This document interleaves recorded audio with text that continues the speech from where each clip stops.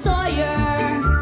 I don't want to be no doctor or no lawyer. Fishing by the river, that's the only place to be. I want to be free sitting under a tree, that's me.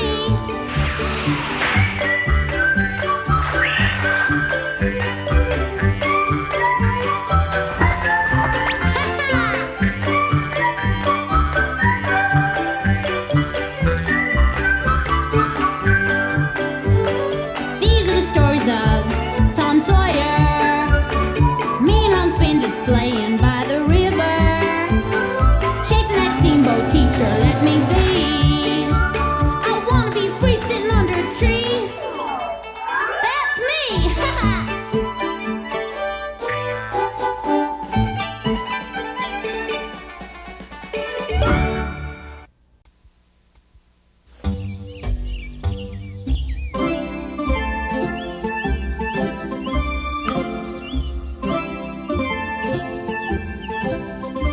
Yesterday was one of the most exciting days ever in St. Pete.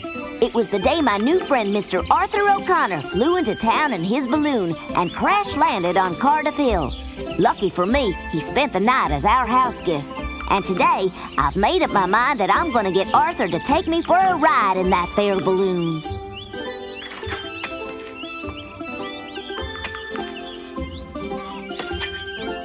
Morning, Miss Mary. Morning, Jim. Pardon me, Miss Mary, but is that fella still asleep? Who, Arthur? Yes'm, if that's the man that come flying into town in that contraption. I think he still may be asleep. He was really banged up when he landed, so it's a good thing he's resting comfortably. Oh, Jim, pick me some tomatoes and cucumbers. Right away.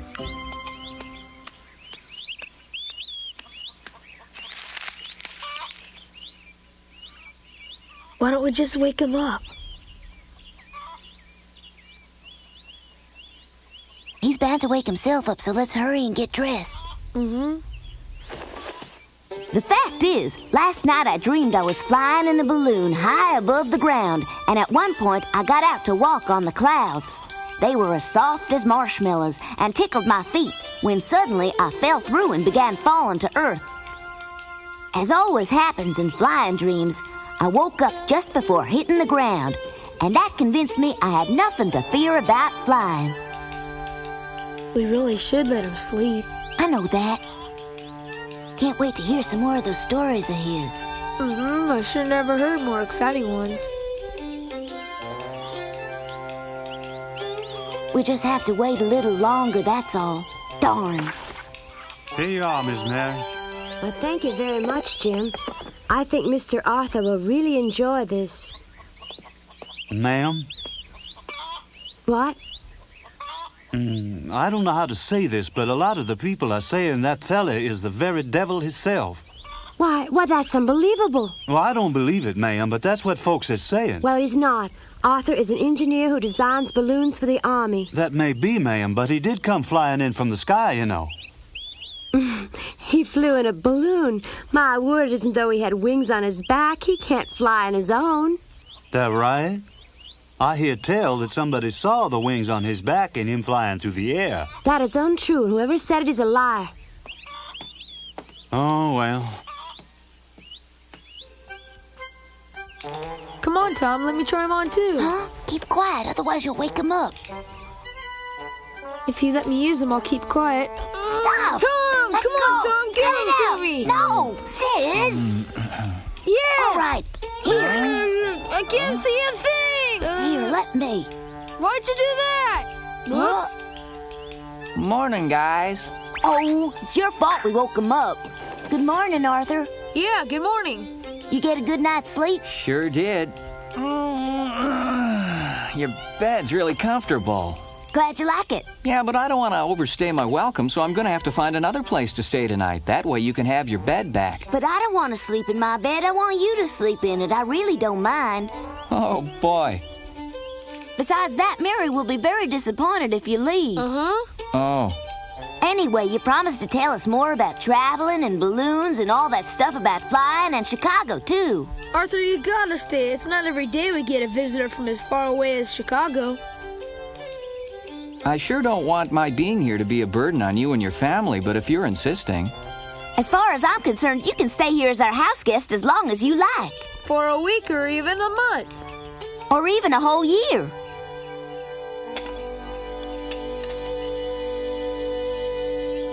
There you are. You know you're welcome to stay with us as long as you need, because we're happy to have you, Mr. O'Connor. Thank you, ma'am. I'll be glad to accept, and I'm grateful for your hospitality.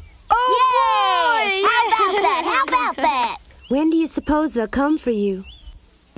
I have no way of knowing. Maybe tomorrow or the day after, or maybe even later, Mary. Huh?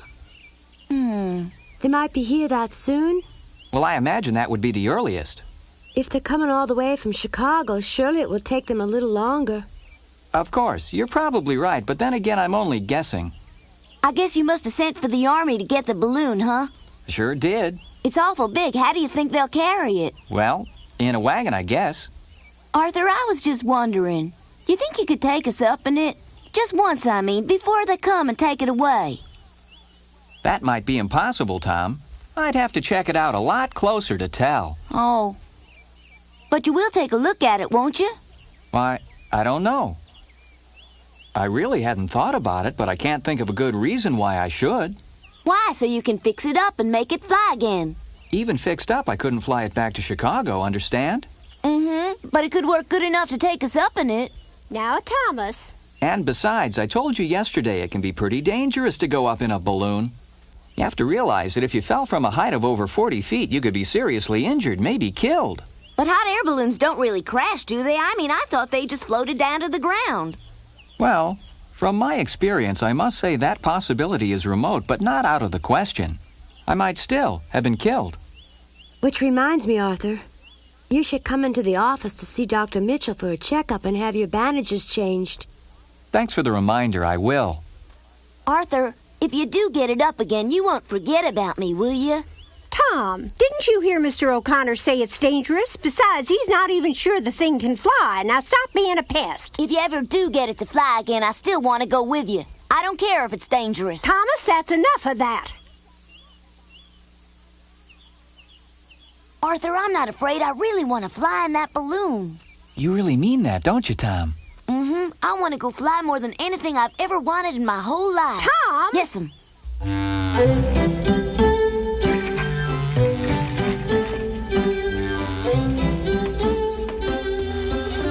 Do you really think you can get the balloon to fly again all by yourself? I really don't know for sure. But as badly as Tom wants to go up in it, I gotta give it a try. I'm not about to disappoint him if I can help it. But once you're aloft, wouldn't the same thing happen as before? Wouldn't you be at the mercy of the winds, and there's no telling what direction you'd fly in? Not necessarily. That's one mistake I'll try not to let happen again. We wouldn't have met if you hadn't made that mistake. I never quite thought of it in that way. Well, I certainly have. Now that you mention it, we'd still be strangers if it hadn't have been for that wind. Oh, Arthur, wait a second. Are you headed for Dr. Mitchell's office right now? Oh, not exactly, Tom. As a matter of fact, I was just telling Mary I was thinking of going over to check out the balloon, Tom. Good idea. The sooner you get it fixed, the sooner we can go flying. Well, I'm not even sure it can be fixed, but I'm going to take a good look. But you gotta fix it, Arthur. You just gotta.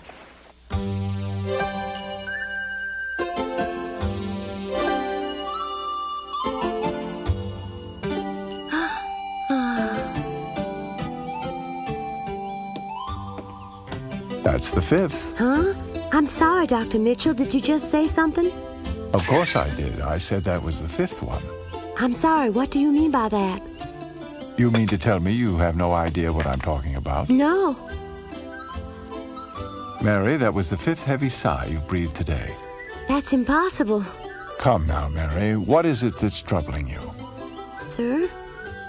Anything wrong? Because if there is, I think I might be able to help. No. Nothing's wrong. Couldn't prove it by me. Of course, it's none of my business, but I've been watching you mope around here all morning like a sick calf, and I hear these heaving sighs. Ooh, yes, that's it. I really can't imagine what you're talking about, Doctor.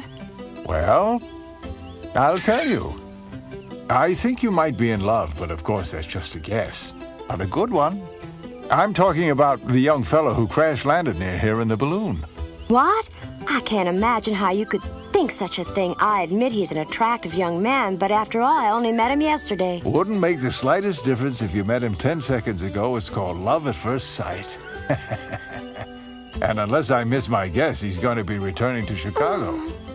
There, you did it again. Yet again? Anyway, it's about time the young man came in for his appointment. Oh? I wouldn't be a bit surprised to see him walk through that door at any moment now. In order to fill up the balloon, we had to carry ropes high up into the trees and then hoist the balloon into place over the fire. Huck and me volunteered to do it because we climb trees better than anybody. Hey, Tom, that'll do it right there. Oh, Huck. Hey, Huck. That's far enough. Now just wrap the rope around the limb like I showed you. Okay, start pulling her up easy. Okay, go. Easy. Don't rush it. And make sure you keep it even. Good, you're both doing fine. Just keep pulling down evenly. It was a big job, but we were taking the first step to get the balloon a-flying again, and I couldn't wait, and neither could Huck from the way he was working. One thing's for certain, pulling that big old balloon up was mighty hard work. To lighten my load, I pretended I was pulling in the biggest catfish ever caught along the Mississippi, and that made it a little easier. Then Huck, for all his straining, managed to yell at me from the other tree saying he thought the balloon was shaped like a funny-looking pumpkin, and I guess I had to agree. For me, though, that balloon was an opportunity for the adventure of a lifetime. I just knowed in my bones that sometime real soon I was gonna realize what it was like to fly as free as the birds, and that just set my heart a-thumping. Tom, tie her down right there. Huck, that's good.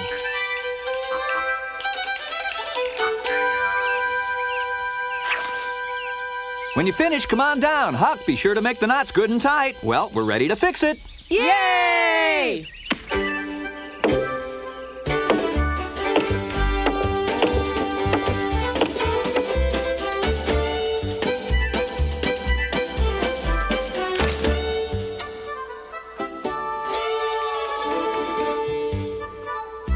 Ooh.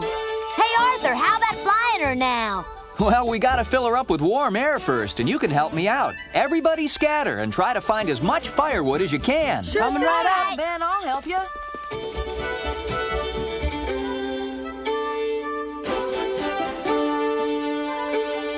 You're about to go up.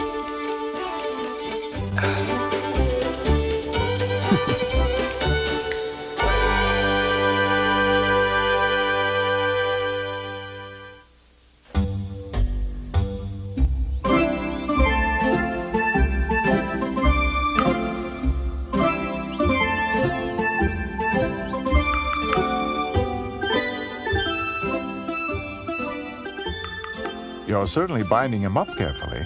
You really think so? Arthur, if it's too tight, let me know. It's fine. How are the repairs coming on the balloon? Is it ready to fly yet? I can't tell yet. The kids just started a bonfire to fill the balloon up with some hot air. I would imagine they're all extremely eager to help. Especially since I'd promised I'd take them all up for a ride. There, that should do it. Dr. Mitchell, I'm finished bandaging. Well, let's take a look. That's fine. Well, thank you very much, Dr. Mitchell. I can't tell you how much I appreciate everything you've done for me since I landed here. Not so fast. I want to see you again tomorrow. That wound could still get infected. Right. Very well. Till tomorrow. Well, I guess I'll see you again tomorrow. I have to go back out to Cardiff Hill now. Good day. Take care. Mary, I don't think we're going to have any more patients today, so why don't you take the rest of the day off? Huh? Do it. I won't mind. He is going away soon, you know.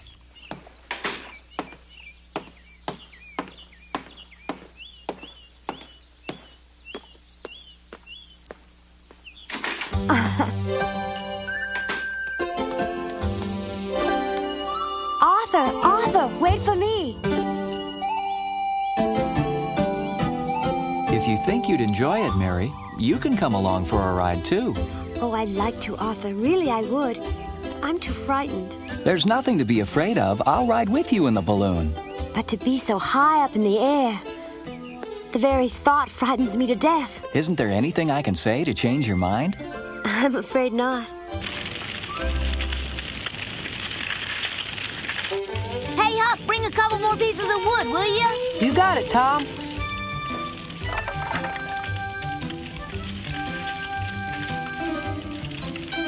Huck, careful. If we caught the balloon on fire, we'd really be in trouble. Sorry.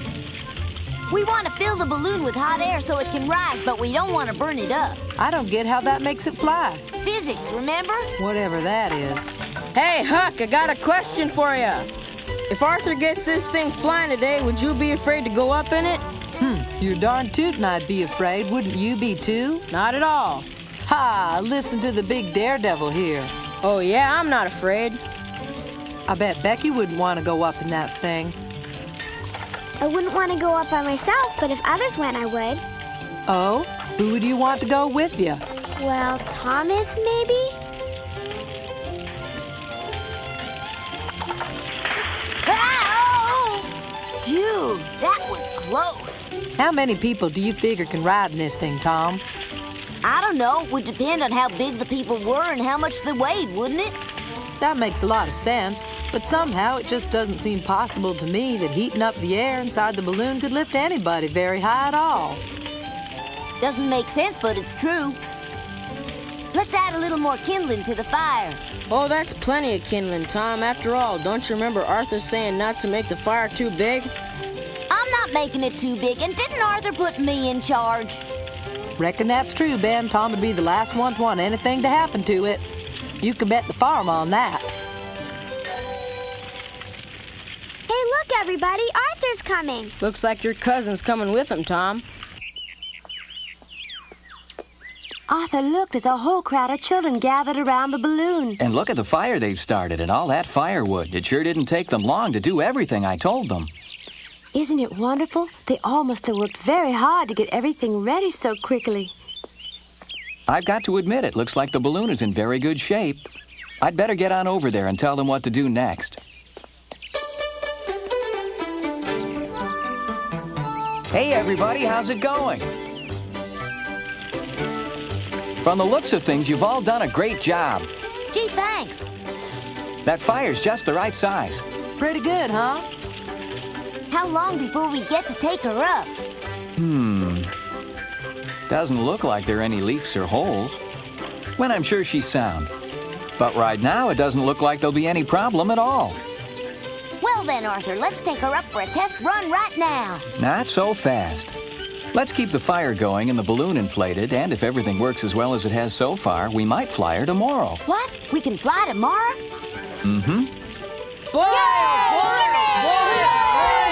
Just wait a minute, everybody. Hold on a second now.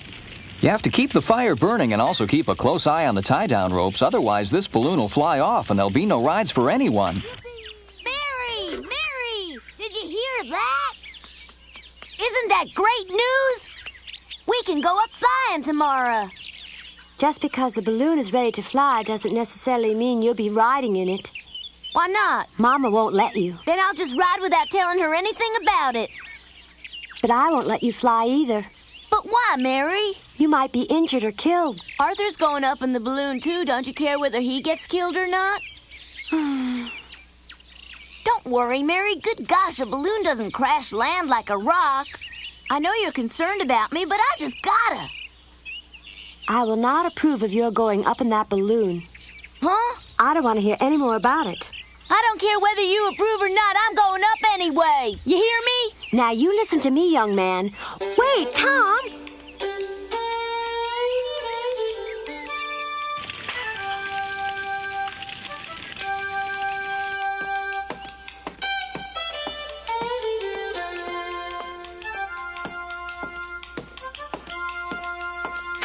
You. Excuse me.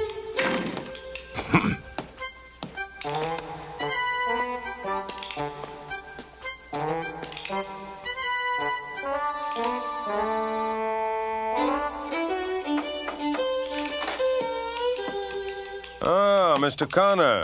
Come on in. I know it was a far piece. I appreciate you coming in so quickly. I came as soon as I got your message, Sheriff. What can I do for you? Well, sir, the reason I called you in is this. It's been brought to my attention you plan on flying your balloon tomorrow. I'd appreciate it if you'd reconsider. What's that? I'm asking you not to fly that balloon tomorrow. I want you to keep it tied down till the Army officials arrive to take it away. But why? What's wrong with flying the balloon? I'm ashamed to say it, but the fact of the matter is, well, the folks in St. Pete believe that flying's the work of the devil. That's ridiculous. Maybe so, Mr. O'Connor. But remember, St. Pete's a mighty small town, and the idea of a man flying around in the air is mighty hard for people to swallow, if you catch my drift. But I'm just a man like anyone else. Anybody can see that. Maybe not anybody. Truth of the matter is, folks around here aren't sure what you are, Mr. O'Connor. Nonsense. A kidnapper, that's what some folks think you are. That you're after their children. Sheriff, I assure you I'm no kidnapper. Frankly, sir, I don't know what to think. But how could you even suspect me? I haven't done anything. Well, didn't you tell a lot of the kids you'd take them up for a ride in the balloon? Yes, but Well, if a strong wind comes up and you lose control, what happens then? I don't believe that could happen, Sheriff Collins. Come on, Mr. O'Connor, you can't be sure of that. You're the one who's blown all the way here from Chicago because you had no way of steering or guiding that balloon. No denying that now, is there? Besides which, I have no way of knowing whether or not you're telling the truth, do I? I am. You are not going to fly that balloon. And furthermore, sir, you are not to allow the children to go anywhere near it. That ought to hold it. Everything's set now. We'll be ready to fly tomorrow. I might go along after all. Huck, I can't think of anyone I'd rather fly with. Hey, there's Arthur. Arthur! She's all set to fly tomorrow, Arthur. Huck says he wants to go too. Go and fetch some buckets of water. We have to extinguish the fire at once. You mean we're all through testing it? We're not going to fly it at all. That's what I mean. What? You heard me. Put out the fire. I won't be taking her up tomorrow, Tom. In fact, I may never fly her again. But Arthur! A couple of days ago, I'd never even seen a hot air balloon, so I didn't know what I was missing. Now all I could think about was flying like a bird, but it looks like I've missed my one and only chance.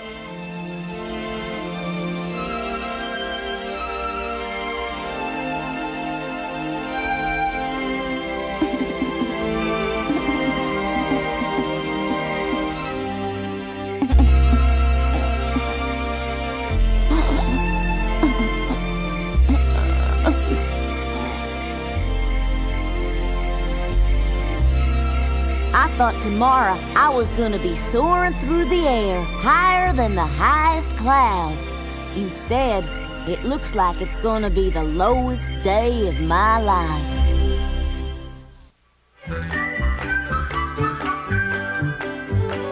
These are the stories of Tom Sawyer. Me and Huck Finn just playing by the river, chasing that steamboat teacher, let me be. I wanna be free sitting under a tree. That's me!